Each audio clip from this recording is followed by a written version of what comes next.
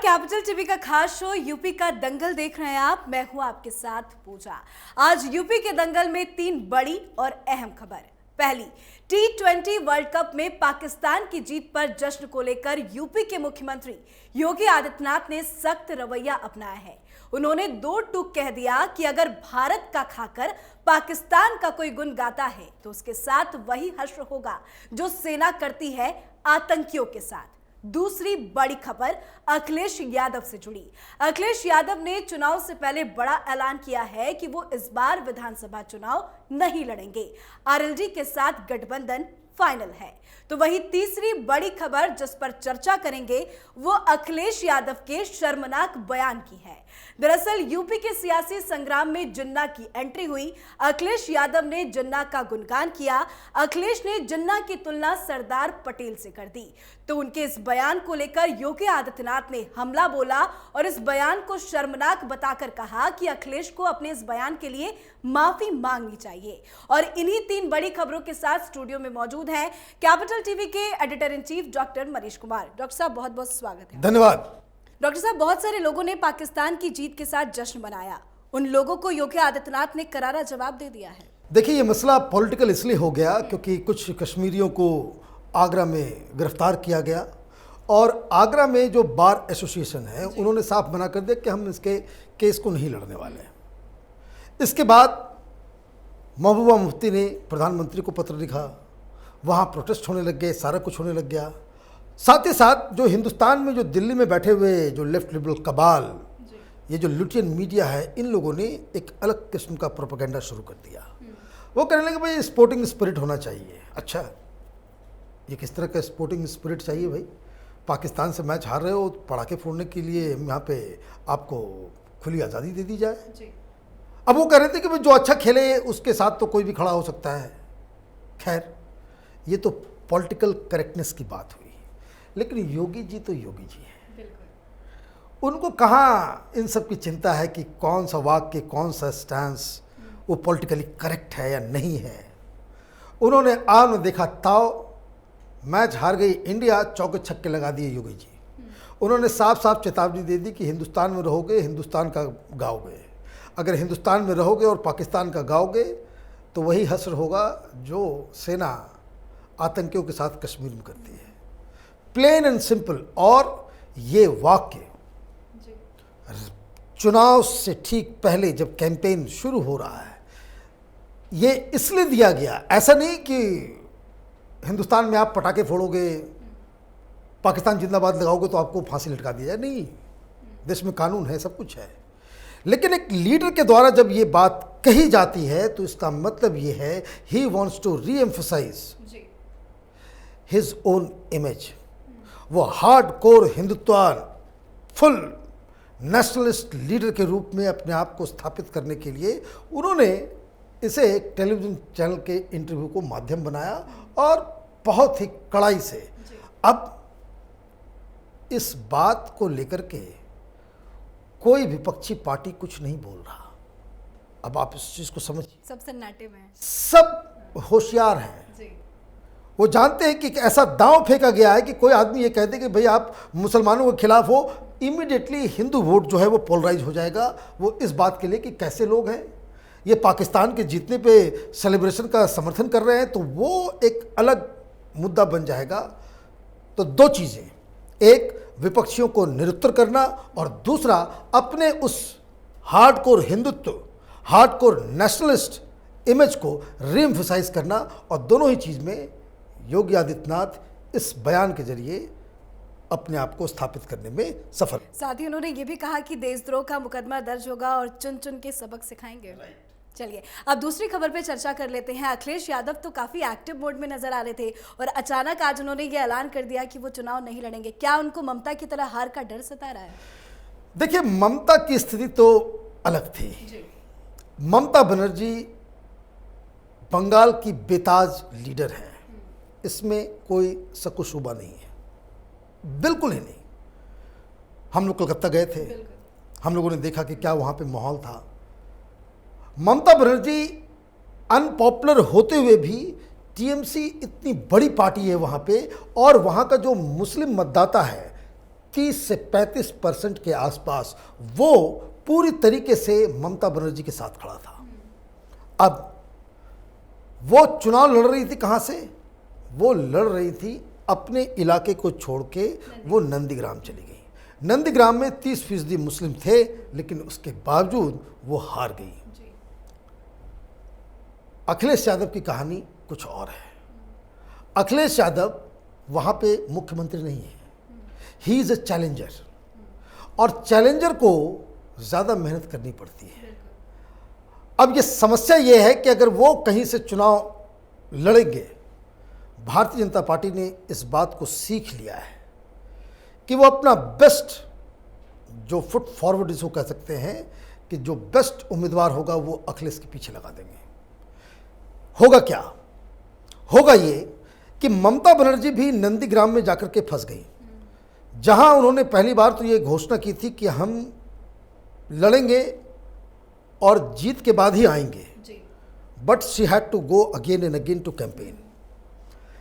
अखिलेश यादव अगर कहीं से चुनाव लड़ते हैं, क्योंकि ये जो सफाई और उसके आसपास के इलाके में भी Bharatiya Janata party local elections में अच्छा परफॉर्म की है, तो कोई अच्छा उम्मीदवार आ जाए तो अखिलेश यादव को कैंपेन के लिए समय वहाँ पे देना पड़ जाएगा। This is a problem. जब एक लीडर वाली पार्टी होती है, एक परिवार वाली पार्टी होती है, अब तो मुलायम सिंह भी नहीं कैंपेन कर सकते, शिवपाल यादव भी समाजवादी पार्टी को ऑर्गेनाइज नहीं कर सकते, तो उनके साथ ये दिक्कत, ये जो सिस्टम है कि भाई अब अगर वो फंस गए और गलती से अगर वो हार गए तो उनकी राजनीति तो खत्म हो जाएगी। अखिलेश यादव का हारना, समाजवादी पार्टी का सरकार नहीं बनना, समाजवादी पार्टी को ले डूबेगी। ये गैम्बल है। अगर समाजवादी पार्टी जीत जाती है तो ऑब्वियसली वो काउंसिल में अपने आप को इलेक्ट करवाएंगे और आराम से वो मुख्यमंत्री बन जाएंगे। ठीक। और अगर समाजवादी पार्टी भी हारती है और अखिलेश यादव भी हार जाते हैं, तब तो समाजवादी पार्टी की स्थिति कांग्रेस वाली हो जाएगी। ममता बनर्जी इसलिए बच गई क्योंकि ममता बनर्जी तो हार गई, लेकिन उनकी पार्टी वो ऐतिहासिक जीत दर्ज कराने में कामयाब हो गई। इसलिए वो स्थिति और ये स्थिति, इसमें आसमान ज़मीन का फ़र्क है। लेकिन एक बात जो सारे पॉलिटिकल कमेंटेटर कहेंगे, चुनाव से ठीक पहले इस तरह की घोषणा कि हम चुनाव नहीं लड़ेंगे, what ever may be the reason, what ever may be the calculation, what ever may be the strategy, it is immaterial. आपसे एक चूक हो गई है, आपको ये काम नहीं करना था अभी।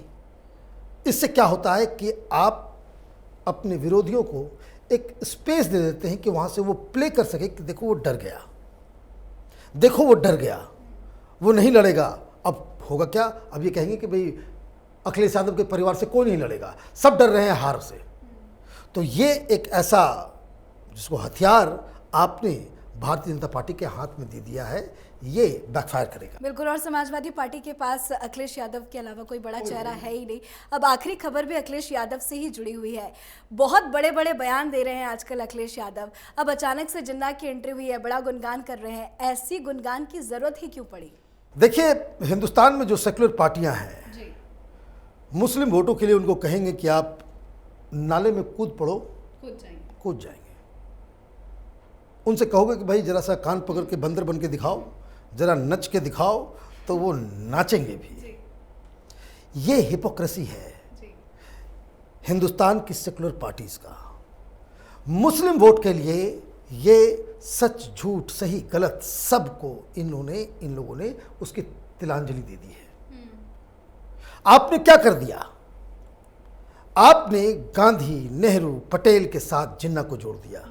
जिन्ना वो शख्स है जिसकी वजह से लाखों हिंदुओं की मौत हुई, लाखों हिंदू बेघर हुए। ट्रेन में लाशें भर के आती थी पाकिस्तान से, लाहौर से। किसकी वजह से? इस जिन्ना की वजह से। और आप उसकी गुणगान कर रहे हैं। किस लिए गुणगान कर रहे हैं? वो इसलिए कि आपके दिमाग में एक जो कह सकते हैं कीड़ा है, वो कीड़ा ये है कि जिन्ना की तारीफ करेंगे मुसलमान हमारे साथ आ जाएगा, पाकिस्तान की तारीफ करेंगे मुसलमान हमारे साथ आ जाएगा। अब देखिए मुस्लिम लड़के पटाखे फोड़ रहे हैं जी। पाकिस्तान की जीत पे। अखिलेश यादव ने कहा कि ऐसा काम नहीं होना चाहिए। किसी सेकुलर पार्टी के किसी लीडर ने यह बात कही कि यह गलत है, यह नहीं होना चाहिए। क्यों? ये मुस्लिम वोटों के लिए कुछ भी करने को तैयार है। ये हिंदुस्तान ये कहें कि मॉडर्न वर्ल्ड के सबसे बड़े त्रासदी का जो जनक है उसको आप महापुरुष बता रहे हो। ये काम कोई अनपढ़ गंवार आदमी करे तो बात समझ में आता है। और मुझे तो बड़ा अजीब सा लगता है। जी। वो सैनिक स्कूल के प्रोडक्ट है, मैं भी सैनिक स्कूल से पढ़ा हूं। कैसे आप इस तरह की बातें कर सकते हो? हाउ कैन यू से दिस? आप फिर उसके बाद करते क्या है कि आप उसके ऊपर बाकायदा उसको कमफ्लाइज करने के लिए, देख रहा मैं टेलीविजन पे उनके आ गए सारे लोग कि भाई सारे लोग एक थे, ये थे, वो थे, इतिहास की जानकारी, ज्ञान सब कुछ डाल दिया। दूसरी बात, जो हिंदुस्तान के मुसलमानों को समझने की आवश्यकता है, इस तरह के जो लीडर हैं जो वोट की खातिर जिन्ना को महानायक बनाने में तुले हुए हैं, आखिर वो मुसलमानों को समझते क्या हैं?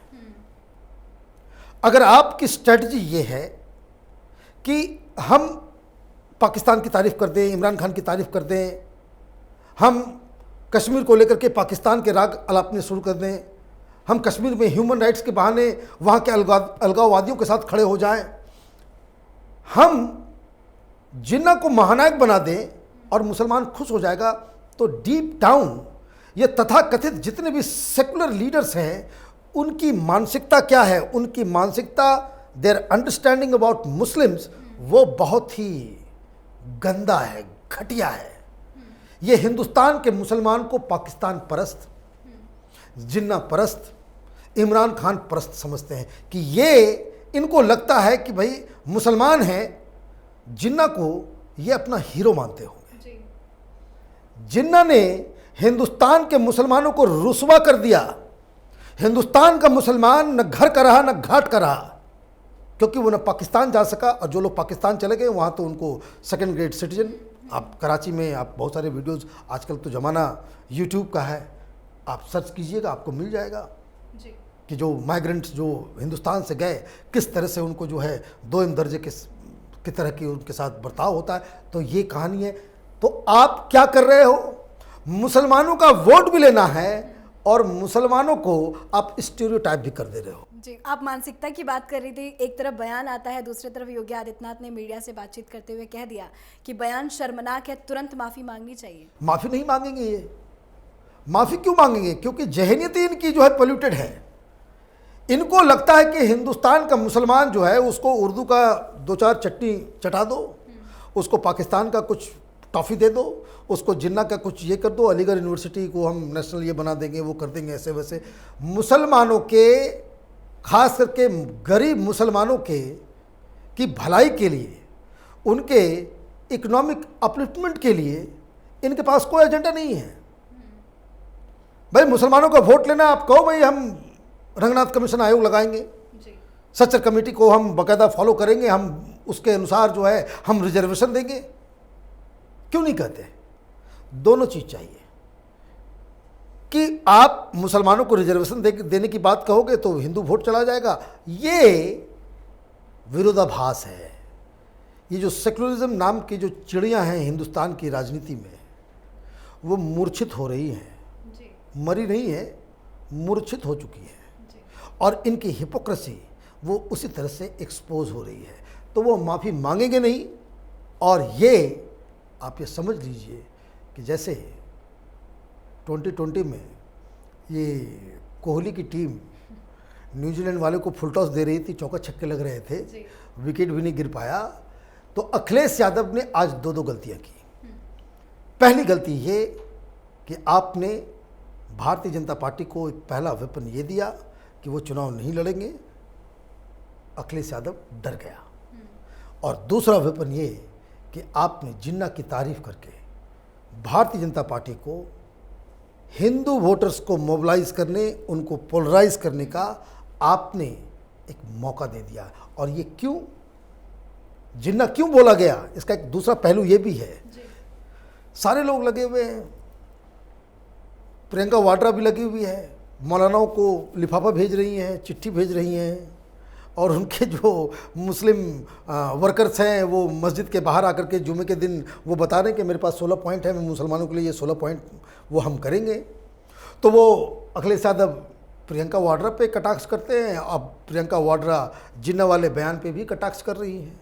तो सब एक दूसरे, पहले मुस्लिम वोट किधर जाए उसी की रस्साकसी चल रही है। तो एक वजह वो भी है कि आपने जिन्ना को जो है इन्वोक किया, जिन्ना के गुणगान गाए, लेकिन ये दोनों ही पैतरे अखिलेश यादव के वो समाजवादी पार्टी के लिए हानिकारक साबित हो गए। तो दो जो गलतियां हुई हैं उसका सबक 2022 के चुनाव में जरूर मिल जाएगा। चलिए, बहुत बहुत शुक्रिया सर, धन्यवाद के लिए। तो अखिलेश यादव के बयान पर सियासी बवाल मचा है। मोहम्मद अली जिन्ना की तारीफ करने वाले सपा प्रमुख अखिलेश यादव पर बीजेपी नेता लगातार हमला कर रहे हैं। बीजेपी नेताओं ने अखिलेश से माफी मांगने की मांग की है। राज्य के विधानसभा चुनाव से पहले मोहम्मद अली जिन्ना की एंट्री हो गई, जिससे साफ है कि चुनाव अब किन किन मुद्दों पर लड़ा जाएगा और विपक्ष की सोच कैसी है। चुनाव नजदीक है, सियासी बयानबाजी भी जारी है। उत्तर प्रदेश विधानसभा चुनाव से जुड़ी हर खबर के लिए देखते रहिए यूपी का दंगल, और यूपी की हर छोटी बड़ी खबरों के लिए देखना ना भूले कैपिटल टीवी का ही channel capital TV Uttar Pradesh. नमस्कार।